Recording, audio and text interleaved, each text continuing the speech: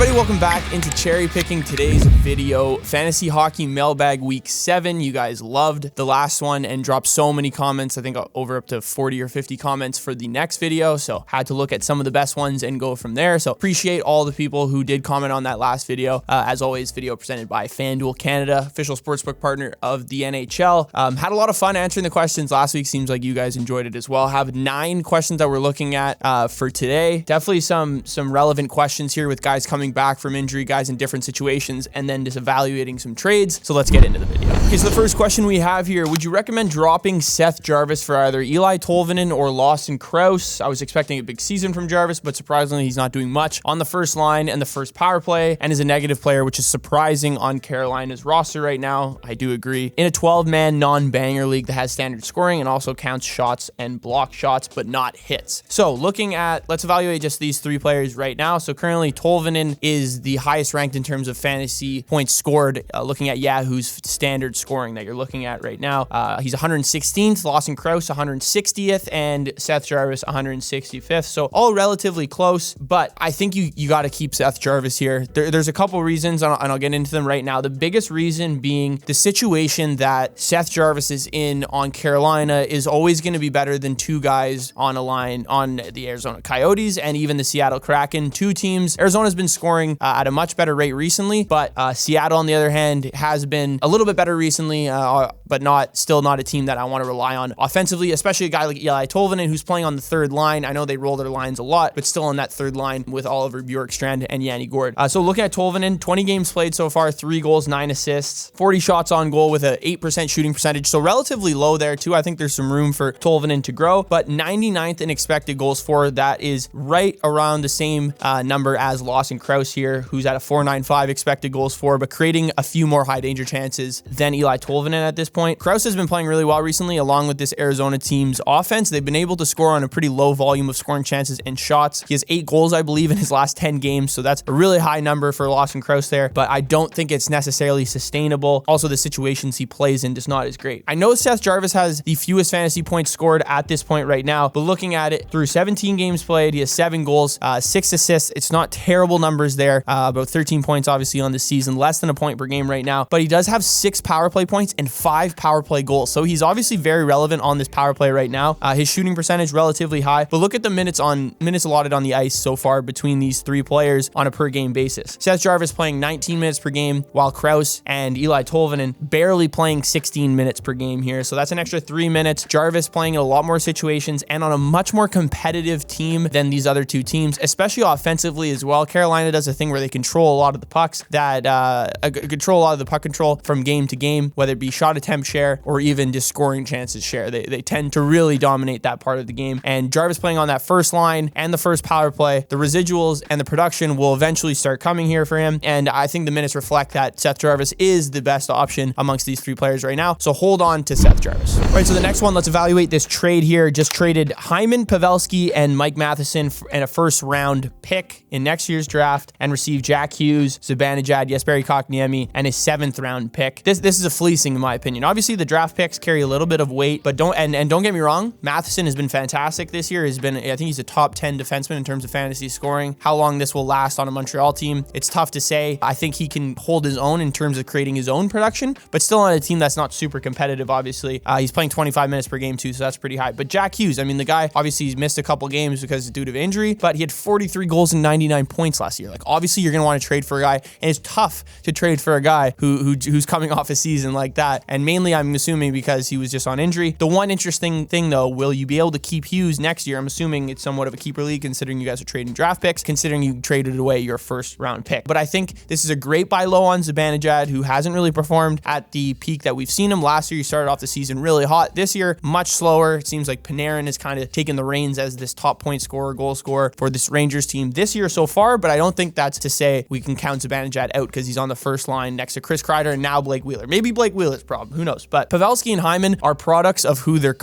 playing with at the time. Now, Pavelski, I don't think is really going to change. He will be on that first line with Roope Hintz and Jason Robertson, but Hyman's played on like 6 different fucking lines already this year with all the shit show that's going on in Edmonton. Currently on a line with Nugent Hopkins and Evander Kane. And then Jesperi Kotkaniemi tied 2nd with most points on the team with 13. When Svechnikov was hurt and there had some injury trouble at the beginning of the year, this guy really took handle of a lot of the points really and point production for this Carolina team really helped them kind of obviously a slower start to the year, but was still a bright spot in that slow start to the year there. So I love this trade. Apart from the draft pick that you're kind of losing there, obviously that first round pick, but Jack Hughes is worth it, even if it's just a loan right now. All right, so the next one, who wins this trade? Connor McDavid and Evan Bouchard for Austin Matthews, Darnell Nurse, and Cam Talbot. So I'm obviously going to go with the two guys here in Connor McDavid and Evan Bouchard, mainly because I think Evan Bouchard is definitely a better fantasy hockey producer than Darnell Nurse. He's obviously going to get a few more hits than Evan Bouchard, but Bouchard playing on that first power play, you know, a little bit more offensive as an absolute cannon as well, along with McDavid too. Obviously McDavid still the best player in the NHL, despite the slow start. He's still over a point per game. Like it's crazy that this is what a slow start for Connor McDavid is. He's not on pace for 165 points again this year. Like, sorry, but he's still the best player and will be the best player in fantasy hockey probably by the time the year is done. Austin Matthews, obviously, like that's what you're trading for there in Connor McDavid. But the Nurse and Talbot is the one kicker here. Like you never want to be on the receiving end of 3 players for 2. For one, that means you have to drop someone. If you have someone that's capable of dropping, then sure. But I still think that getting McDavid and Bouchard is better value than getting these 3 players. Cam Talbot has been awesome. Potentially going to be in the Vezina conversation. At this point, he should be, but will it last the entire season? I don't know. This LA defensive front is awesome right now. Over the last 6 games played, they're allowing fewer than 20 scoring chances per games from their opponents. So that's obviously really good if you have, honestly, either of the LA goalies at this point. I know Copley had a really tough start, but I think you'll start to get a little bit better considering how well this team is structured and how well they play together. The LA Kings, that being. But I don't think getting 3 players or offering 3 players for 2 sweetens the offer, because then you have to do even more management with your team there and end up dropping someone. So I think that's a little bit of annoying. So I think the McDavid Bouchard end of this deal is better. All right, so this question that we're looking at now has been a common theme. Is Erik Gustafsson a sell high? And if so, who do you think I can get for him? So he's on the New York Rangers right now. Obviously, Adam Fox has been out for 2 weeks, I think, at this point now on LTIR. He will be on LTIR for another week and a half at this point, but he is traveling with the team on their road trip, so that is definitely a good sign. But Erik Gustafsson has been the offensive defenseman that this Rangers team has needed with Adam Fox out. He's playing on that first power play line. He has 4 power play assists on the season, and he has 12 points in 16 games played right now. Peter Laviolette and Erik Gustafsson he's coached Erik Gustafsson last year in Washington, so he obviously has a decent amount of chemistry with him. But even when Adam Fox comes back, I don't think he'll be in all of the same amount of offensive situations, and I don't think he'll be playing the same amount of minutes on the ice either. So yes, I'd sell high on him this week before Adam Fox comes back, and maybe people realize that Adam Fox is coming back. Honestly, there's 2 guys I have in mind that I think you could trade for, considering they have fewer fantasy points than Erik Gustafsson right now. Their names carry a little bit more brand awareness, I will say that, but they're definitely not as good as they used to be or have had injuries recently. So the 2 players, the first guy I try to go for is John Carlson. Honestly, although this Washington defense have not been great this year, allowing a lot of offensive opportunities against, I don't think that's John Carlson's fault. I think the rest of this defensive unit and even their forwards just aren't that great, but I think John Carlson will still be able to produce. He has 3 less fantasy points than Erik Gustafsson right now, so it might be a little bit harder to trade 1 for 1. You might have to package someone or maybe a draft pick, but I still think it'd be worth it, because I think by the end of the season, Erik Gustafsson will be maybe outside the top 75, top 60 when you're looking at fantasy hockey defensemen, and right now he's ranked 43rd, I believe it is. Yeah, 43rd. So I think trying to get John Carlson isn't out of the question, and definitely an upgrade, and will be. Carlson amongst defensemen so far this year, 13th in expected goals for. So he's creating his own offense, which is great to see. Plays on the first pair, plays on the first power play line, playing 24, 23 minutes a game. And then the other guy, barring an injury, obviously, Zach Werenski on the Columbus Blue Jackets. His team's an absolute dumpster fire right now as well. And Werenski only has 1 goal to show for his production right now, but he's actually 10th in expected goals for and has fewer fantasy hockey points than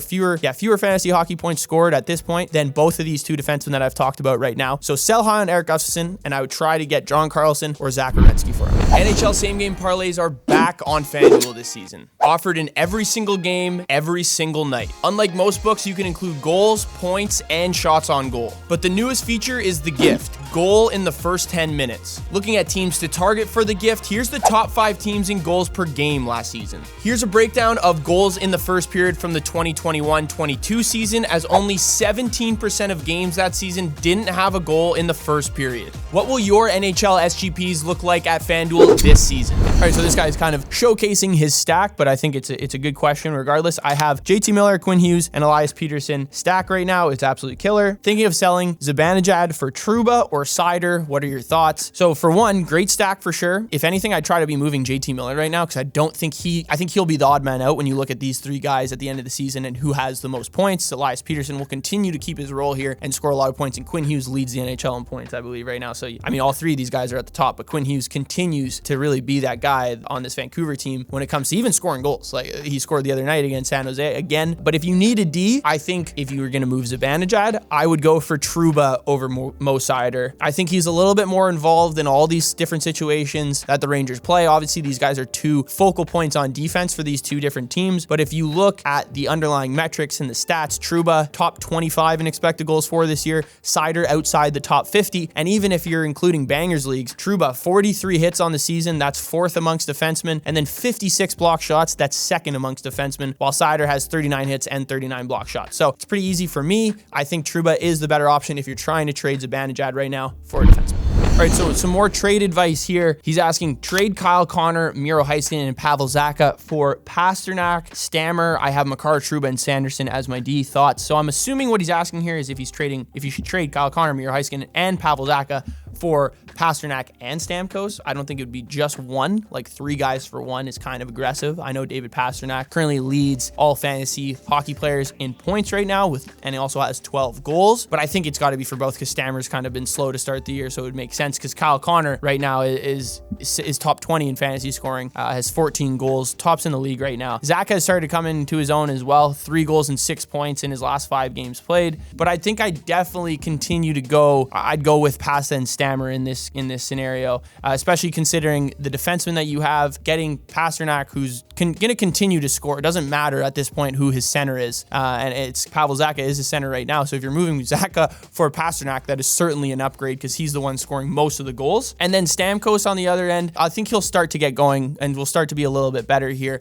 Losing Heiskanen, I think, is a little bit of a loss for sure, but you're definitely making up for it for the defenseman that you already have and the forwards that you're going to be getting back. I think Heiskanen, he has 6 points in his last 7 games played, and 4 of those are on the power play, but I think your D are really good. In terms of Jake Sanderson as well, I think a guy that could continue to explode this year, especially with Shabbat out, and I think right now he's one of the more underrated players in the NHL, obviously to sign this big deal, and I don't think people know how good he actually is. I think right now he is currently a top 5 skater in the NHL. He skates so well and so fast, so definitely obviously a guy that you want to have on your team, and I think that's really my answer there. I think your defense are solidified enough. Getting Pasternak and Stammer are definitely an upgrade from Kyle Connor, Miro Heiskanen, and Pavel Zacha. Okay, so this one, I'm letting this guy I'm giving him his flowers here, I'd say, but it's definitely a good thing to note here because he's trading properly. So I've done so many trades, but I'm happy with my team. Just need an upgrade at D. Right after his back-to-back hat tricks, I traded Austin Matthews and Dougie Hamilton for McDavid and Hronek. McDavid's starting to play a lot better and obviously still the best player in the NHL. And then Philip Hronek has been awesome on the Vancouver Canucks too, producing at a pretty high level. Easily the second best defenseman on this team behind Quinn Hughes. Tarasenko and Gostisbehere for Bouchard and Drysdale. Tarasenko, I think, was a great sell high at the beginning of the year.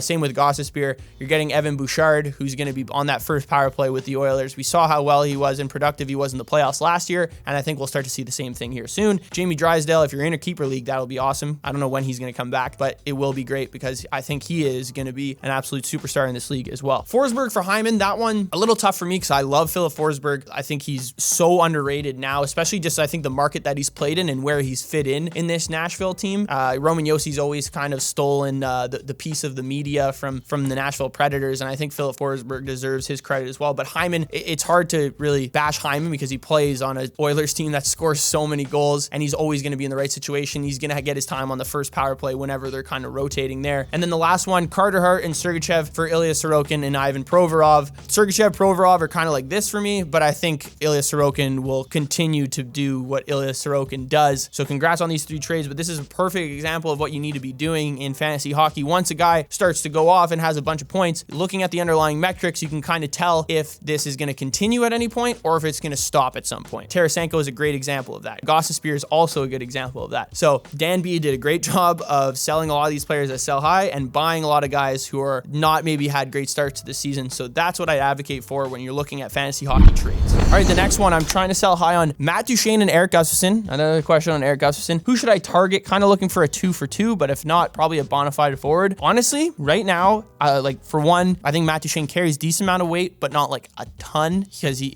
is a center, and centers don't carry a lot of value in fantasy hockey because there's just so many. But who you can trade for one guy, for these two guys right now, and I think is a good option and will be an option for the rest of the year because it seems like he's going to continue his same role. That's Valeri Nichushkin on the Colorado Avalanche, playing on that first line with Nathan MacKinnon and Mikko Rantanen right now. I know Lekkonen's out, but I don't think they're going to just take off Nichushkin and put Lekkonen back on the first line. If anything, it might be just a little bit more spread out for Lekkonen, and he might find himself on the second line with Ryan Johansson. And then he's also playing on the first power play as well, and he just looks so much more confident than he did at the beginning of the year. In their most recent game, I thought he was playing really well. Obviously, most recent game, he had 2 points. So I think Valeri Nichushkin is a great option, a guy that will continue to just produce playing on a line with Nathan MacKinnon. It's hard not to. He's a huge body that can score in front of the net. He also has a wicked shot, and honestly is a pretty good passer and has great vision as well. So I think Valeri Nichushkin will end up being a top 15 player at his position when the season is done, barring any injuries. And I think getting rid of Duchene and Gustafsson is a realistic trade right now, and two guys that will not finish at their current positions right now that they're in terms of fantasy hockey score. All right, the last question we're looking at here. Brandon Montour, back from injury. Is he good in points? I don't really know what this guy's trying to say. Good point league year or sell high now? I think will have a good point league year, if that's what you're trying to ask. Is he going to have a lot of points this year? Yes, he will. All you need to do is look at Oliver Ekman-Larsson when Ekblad and Montour were out. The guy has 5 goals and 6 points to show for right now, 4 power play points. You look at Montour last season, who's going to be playing pretty much the Oliver Ekman-Larsson role on that first power play and pretty much on the first pair as well. Montour had 73 points last year and 33 power play points. That's top 5 in the NHL amongst defensemen. That's a really high number. It's probably top 20 in the NHL amongst forwards as well. So getting a guy on defense who can almost act as a forward is so valuable. So no, I would not sell high on Brandon Montour right now. Wait and see, because his name value from last year will still carry if you do want to trade him if you're frustrated after like 5 games. But I would hold on to Brandon Montour. I think he'll be very valuable when it comes down to the stretch and even in playoff hockey, because the Florida Panthers are playing really well, and who knows, if they continue to play well, maybe they'll even make some trades and gain some depth on that forward end, which will just inherently help Brandon Montour's fantasy hockey season. All right, thank you guys for tuning in. Let me know what you thought of this week's Fantasy Hockey Mailbag Week 7. Be sure to comment below if you want your question answered in the next one of these videos. Be sure to like and subscribe. Download the FanDuel Canada app with a massive slate on Friday, Saturday, and Sunday in the NHL, and I'll see you guys in the next video.